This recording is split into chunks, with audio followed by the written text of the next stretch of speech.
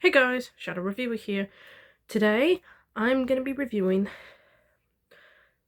the entirety of Pokemon Season 1. Is it as iconic as it starts a later series, or is it just mindless fluff? I'll have to say, it's an okay first season. I said okay. I'll explain it a bit. So starting off with the positives, I think the characterization of its characters is pretty well done. I'll start off with the main character, Ash. Now, the actor who plays him first is okay, but the one I'm associated with, and the one I met at Comic-Con, Supernova, Sarah Nanachini. She's my actor catcher. But when it comes to the original, Veronica Taylor, she does a decent job portraying Ash as your typical 10-year-old boy. Although his voice indeed gets just a little iffy at times. But how Ash is a character, he's great. Unbecoming, positive attitude, is willing to help others, and just a general decent guy. He has his flaws, like any other character, but overall, he's very decent. Now let's talk about the most iconic character and the face of the show, Pikachu. And none to say, Pikachu makes quite the impression. And very much like Ash. And honestly, Pikachu is adorable when he wants to be. He has his beautiful moments in this season. And as the series goes on, he gets better and better. And now let's talk about the bond. Honestly, Ash and Pikachu probably have one of the most iconic friendships in the entirety of TV and TV. It starts on a shaky bottom, like any new friendships do, but throughout the 82 episodes I've watched of this season, their bond is probably one of the most unbreakable in the series. It starts off beautifully, and it's history from there. It's one of the greatest friendships ever. It's perfect. Now let's talk about the other two main leads. Start off with Misty. At first she was a little, pushy, but as the series goes on, she's your water-type loving, bug-hating gym leader. And yeah, I do like some of her moments. Particularly when she supports Ash and Brock and whatever happens, and she takes no crap from nobody. When you've done something wrong, she'll tell you. When you insult her, she'll tell you. Pretty much all of that stuff. And now, for the third and final lead, Brock. He makes quite the impression. The Pokemon breeder, cook, loving, and overall womanizer. And yeah, he pretty much goes head over heels for any random hot chick, Officer Jenny's, and Nurse Joyce's. Hell, later on in the series, he even goes head over heels with a couple of female gym leaders. And yeah, some of them get outrageous. And yeah, Brock fits that to a T. He's pretty much the comic relief. And he does a fine, decent job. But he's also very serious when he wants to be. Particularly when he tells Ash or Misty something that is against his beliefs. So overall, Brock is a great character. Now let's talk about the main villains, Team Rocket. They make hell of an impression. Let's start off with the three of them. Start with Jessie, your typical female who's all about her looks, her hair, and her gorgeous body. But she can also be quite sadistic when she wants to be, particularly with just making money or making herself look great. And she is fantastic. Rest in peace to her voice actor. Rest in peace. Now start off with James, your bottle capping loving goofball. And he has his fantastic moments. Honestly, his backstory why he ran away is top notch. And honestly, out of all the couples in the Pokemon series, I ship him and Jessie. Honestly, they deserve each other. And now we come to my favorite of the trio, Meowth. the only Pokemon in the series that actually talks. Oh, not just in name, actually talks plain English, speaking actual sentences. And yeah, he comes some of the funniest stuff ever. Oh yeah, and when you set him off, let's just say, when you mess with the kitty, you get the claws. So overall, Team Rocket are not exactly threatening, but they are a bunch of fun. And speaking of fun, there's a ton of fourth wall breaks from them. There are so many of them, I don't even know where to start. But I can try at least top 3. Number 3, when they're about to start their intro, Meowth just skips it. Now, I forgot to mention that in my review, so apologies. I just want to bring that up. Meowth presses the fast forward button and they start speaking fast. That is pretty funny. Number 2, the only funny joke in episode 49 is where they think they got a bunch of Pokeballs, but it's a bunch of Electrode. We got tricked 2 times in 1 episode! And number 3, my personal favorite, where Meowth says he doesn't have a nose. Oh, wait a minute! The cartoonist never gave me a nose! That has got to be my funniest, possibly my funniest fourth wall break joke ever. And now my final positive, and I know it's a bit iffy, it's kind of mixed in between. They seem to be pretty savage when it comes to the characters, particularly with Ash. Now, he seems to make savage burns that got me to laugh at times. But again, there are so many of them. I'll also start with 3.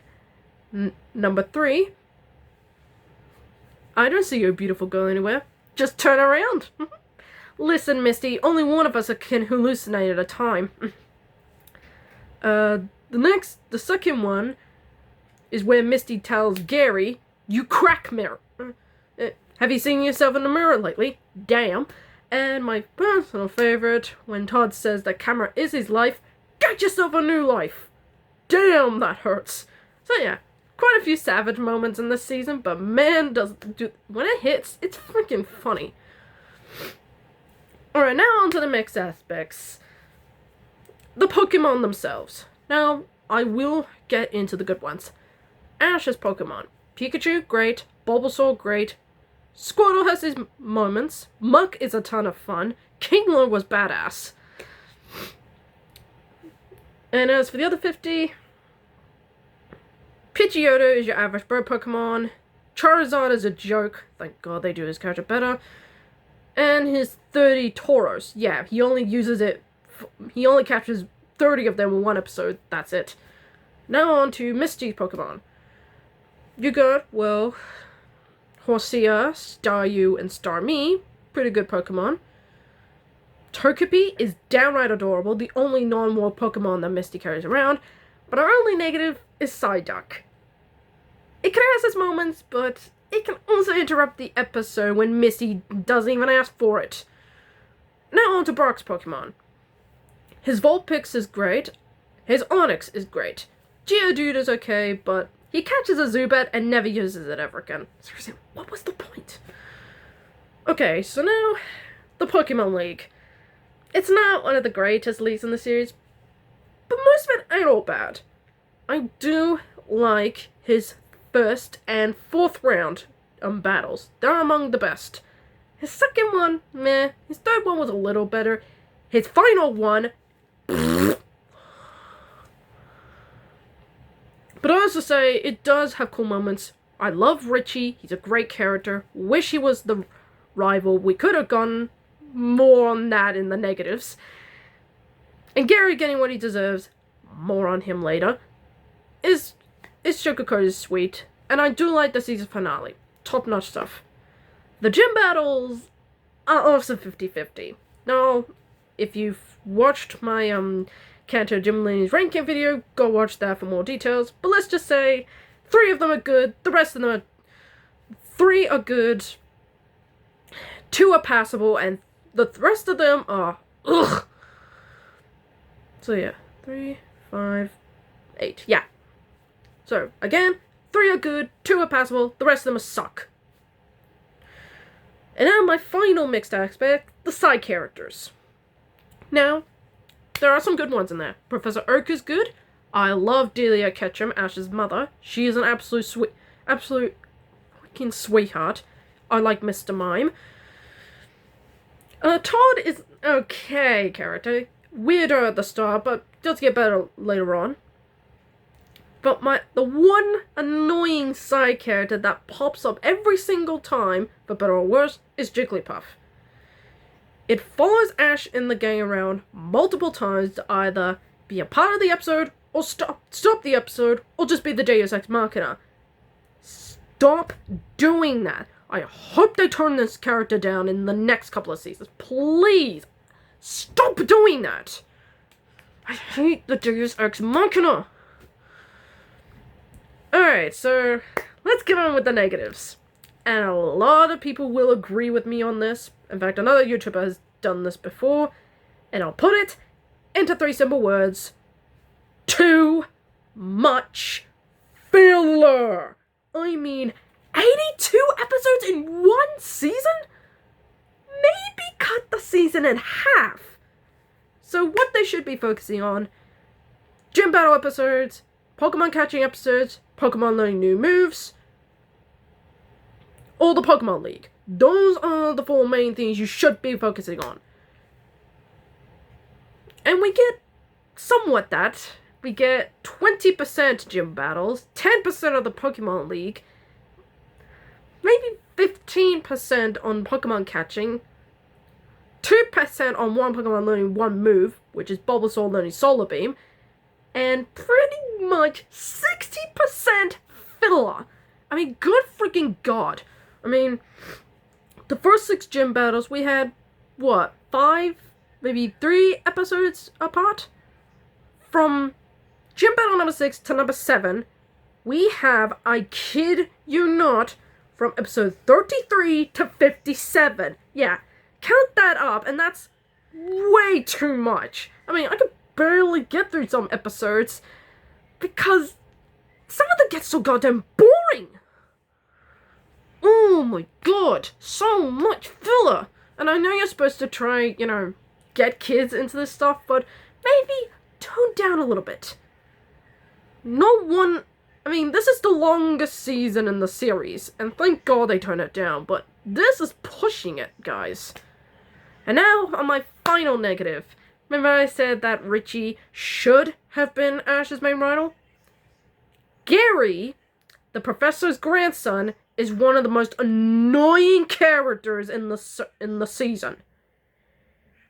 I know you are the grandson of the professor of this region, but you are nothing but a small-minded, annoying brat that I want to punch in the face.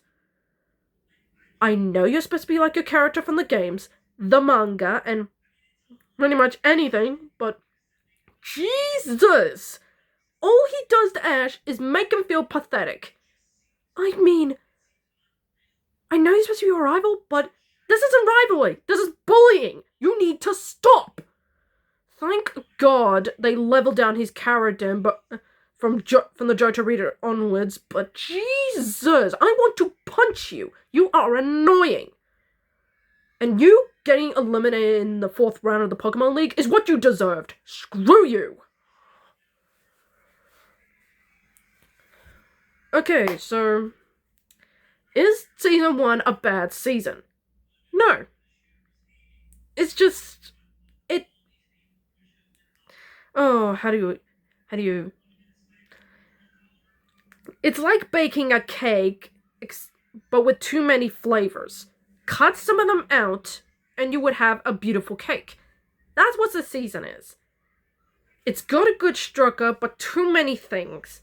Cut some of it out and you have a pretty good first season. Unfortunately, that's not what we got. So overall, not a bad season. I mean, it's a pretty iconic start to one of the longest running animes of all time. I mean, it's up there with Dragon Ball and One Piece at being pretty long series. So overall, not a bad season. It's just too much filler. And that's the end of the video, folks. I hope you like it. Give me a thumbs up, like and comment and subscribe, and I hope to get more videos out like this. And we're still back on the Pokemon train with Pokemon Season 2, Episodes 1 to 4. And this season is pretty much Adventures in the Orange Islands. I can't wait to get to this season. I heard it's pretty good. Hopefully. Until then, I'm the Shadow Reviewer, signing off.